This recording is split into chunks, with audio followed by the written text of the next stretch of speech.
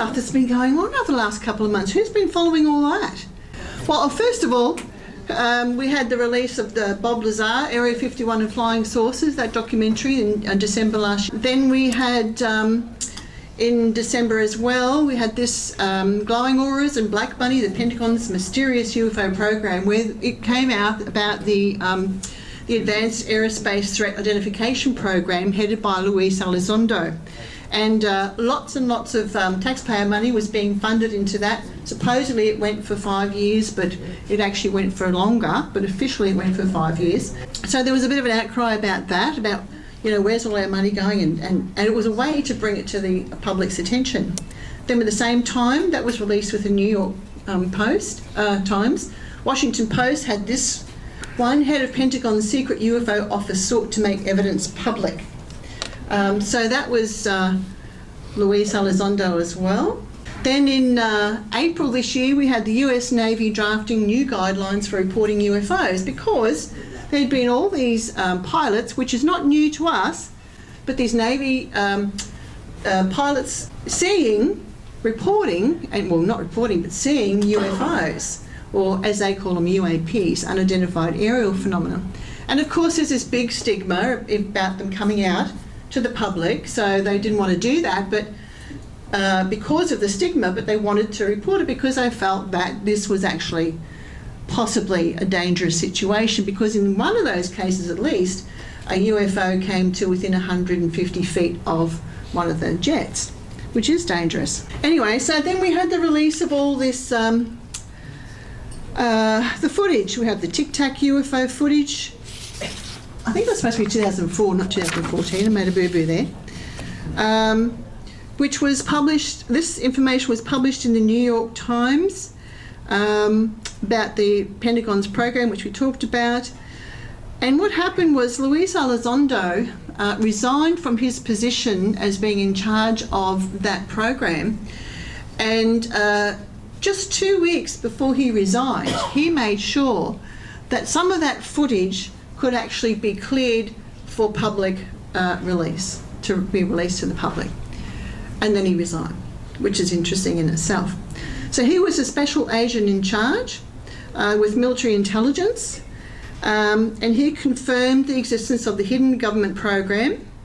What is it? AATIP, Advanced Aerial Threat Identification Program.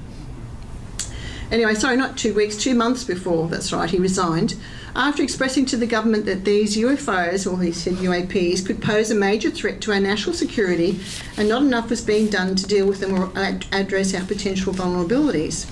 Anyway, the videos, as some of these show, were taken from the cockpits of jets, and that one became known as the Tic Tac UFO, taken from the USS Nimitz, one of the jets from there, planes from there. And that's just, you can see why they call it a Tic Tac, because it's a strange shape, like a Tic Tac, sort of. Okay. And then there was, this one became known as the gimbal UFO, that was in 2015, taken from, again, from another plane. Then we also have this one taken from the USS Roosevelt. This one became known as the Go Fast, and some of you might have seen that on YouTube. And when you see this one, which is that object there, and it's just flying over the water really, really fast. A lot has been happening all through May. Actually, starting in April the 23rd, there were the new guidelines for UFO encounters with UFOs by the Navy. May the 22nd, there was a Pentagon spokesperson admitting they were studying UFOs. Then the New York Times had an article on May 26th with pilot testimony. Same day, there was the Nimitz encounter came out. May 31 was the Unidentified TV show, which was about military encounters, where Luis Elizondo is in that, along with some of the people from the To the Stars Academy. This is what it is, Unidentified, Inside America's UFO Investigation. It aired on the History Channel. I just thought I'd talk a little bit about the To the Stars Academy, because they're heavily involved with that show. So we've got Tom DeLonge, who's a musician, and he's the co-founder and interim CEO of To the Stars Academy. It's really interesting that he's involved. I'm not sure what sort of role he's playing in that, but he's heavily involved with the people who are involved with all this information that's coming out about the footage that's been released to the public. And this is United States government official footage being released to the public of what pilots have been filming while they're in the air and filming UFOs, okay? This is a really important and major step in the UFO field. What it will do and how that will play out, we don't know, because we thought the same thing about the Disclosure Project in 2001, headed by Stephen Greer, where he gathered all those witnesses. He had over 400 with video testimony. He had 20 of them at a press conference in Washington, DC. And it went through the American news press, but I think we might have got one news report here in Australia. And Barry and I have been talking about this, like, so what did that do? You know, we thought that would change things. What did that do? Well, in some ways, it helped arm UFO researchers when they're talking to the public, because we can say, go to YouTube, go to the Disclosure Project, for example, look at these military people who range from privates right up to brigadier generals, and they're talking about, they knew about UFOs while they were holding those positions when they were in the military. And that's a really big step for us. But it doesn't seem to have made a huge impression on the public. So, what's this going to do, all this stuff that we've been seeing lately? What's it going to do? We don't know. But it certainly does seem to be quite orchestrated in the timing. So there seems to be a bigger plan, and perhaps, just perhaps, this is the beginning of a soft disclosure, because you can't just lay that information on people. You've got to prepare them, you've got to educate them, otherwise they're just going to go nuts. Well, not crazy nuts, but you know, there's a whole lot of things that they can do because humans are a little bit strange like that. You know, look how people handle situations. You know, break up with your partner and they go and shoot them, you know, and shoot the kids and all that sort of stuff. People are weird. So the To the Stars Academy is involved in this. It's got Tom DeLonge, retired senior intelligence service member of the CIA, consultant to the intelligence community, which includes training in leadership, tradecraft, countering weapons of mass destruction. 25 years with the CIA Directorate of Operations. That's nothing to sneeze at. Then we've got Hal Puthoff, advisor to the NASA and the Department of Defense and Intelligence Communities. He's published numerous papers on electron beam devices, lasers and space propulsion, patents, issued for laser communications and energy fields. Okay. Steve Justice, Defence Aerospace Industry since 1978. 31 years as Program Director for Advanced Systems for Lockheed Martin Advanced Development Programs, better known as Skunk Works. We've heard of that. Then we've got Luis Elizondo, who's in that TV series.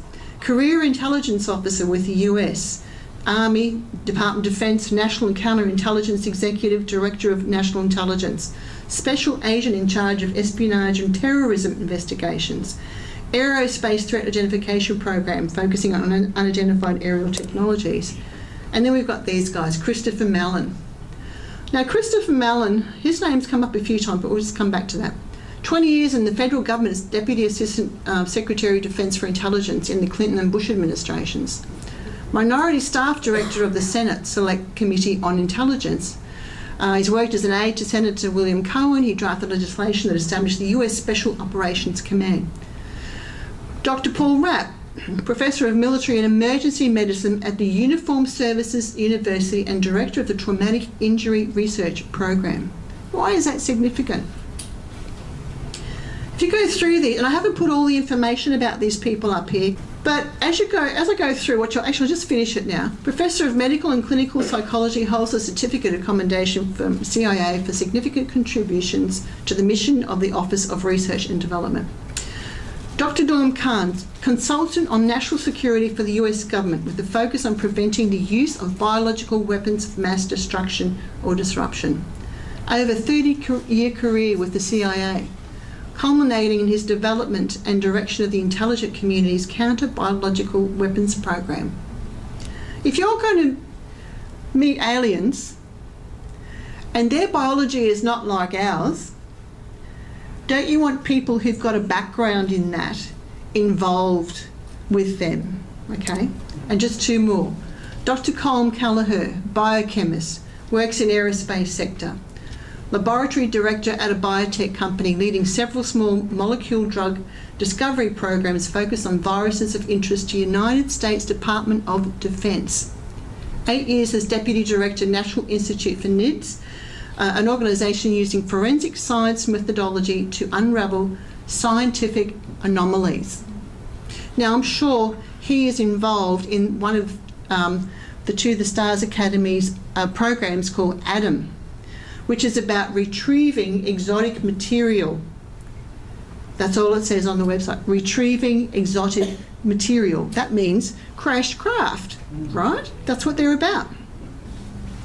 Colm Kelleher is also the author of The Hunt for the Skinwalker, funded by Robert Bigelow, Aerospace company CEO and owner, I guess you'd say.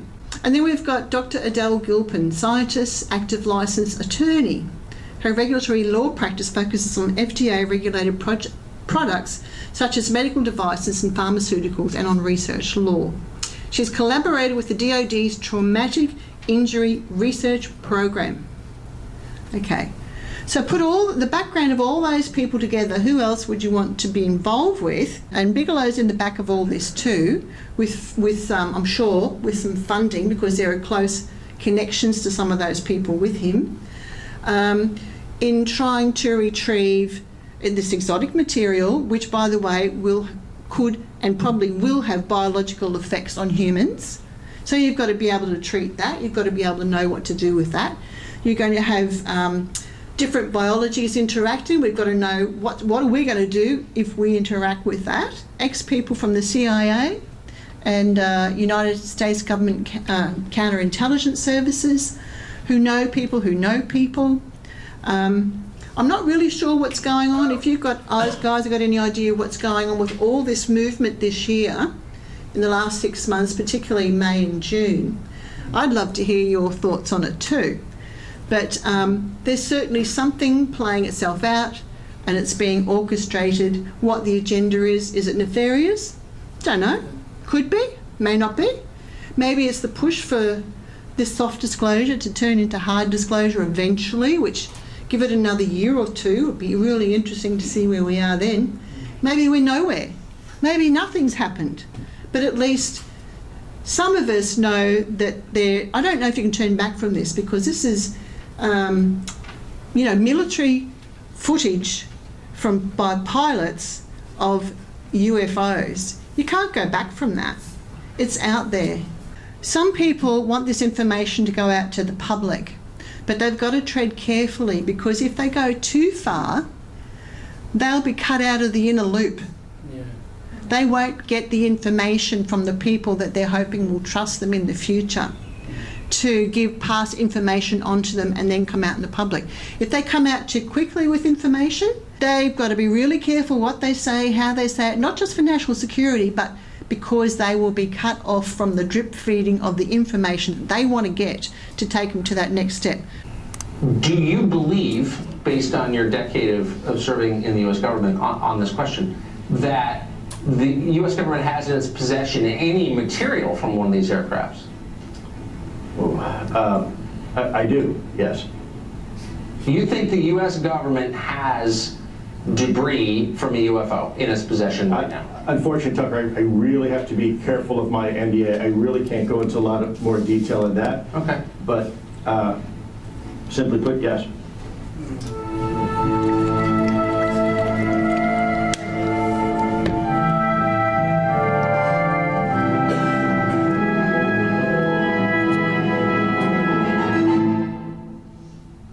Well, for many, many decades, the U.S. government has dismissed out-of-hand UFO sightings as crank stuff, things that lunatics babble about.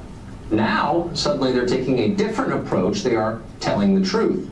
They're finally admitting that UFO sightings are, in fact, routine, and the government is now being systematic in investigating the question of UFOs. A new History Channel documentary called Unidentified will explore the military's many recent encounters with unidentified aircraft.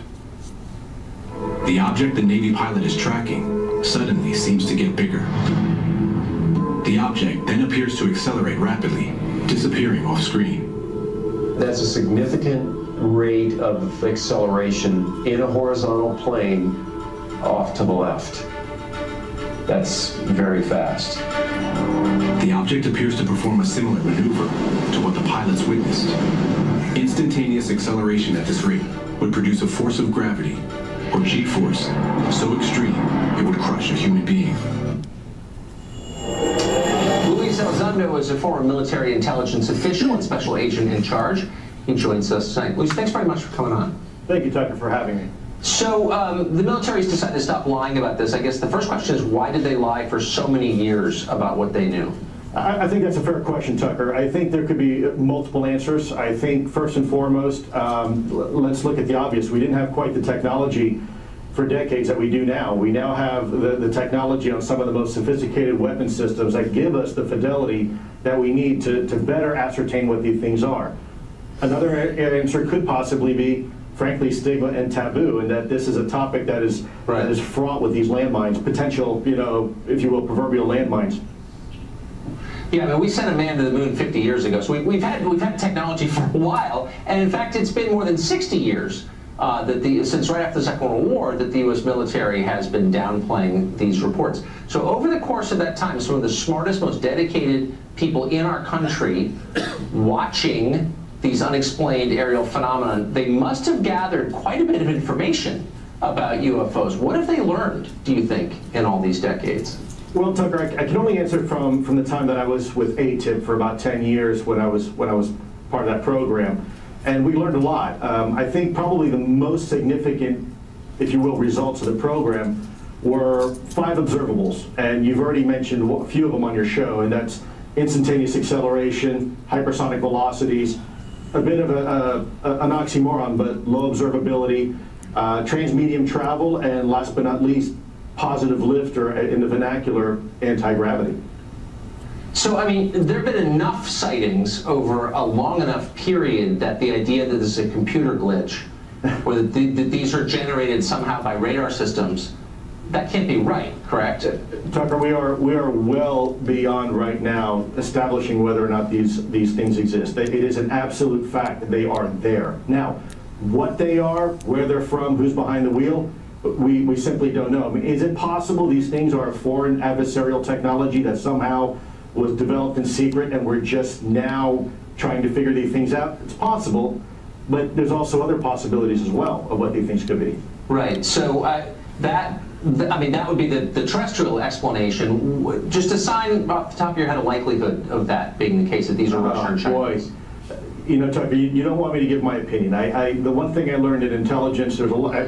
You can be absolutely sure of something and be absolutely wrong. Of course. So it's happened to me many times. But it sounds, I guess, just to sort of put a bow on it, I think it's a low probability. That's it. Okay. It's a very low probability. Look, we have the most sophisticated weapon systems right now on the face of the planet, and we can identify not only a 737 or a MiG-25 or a F-22, we can tell you even what airline it is, and the difference between the models of aircraft within that type of aircraft. So I think it's highly unlikely that a foreign adversary was successful in developing something like this. So let me ask you one last question. Do you believe, based on your decade of serving in the U.S. government on this question, that the U.S. government has in its possession any material from one of these aircrafts? I do, yes.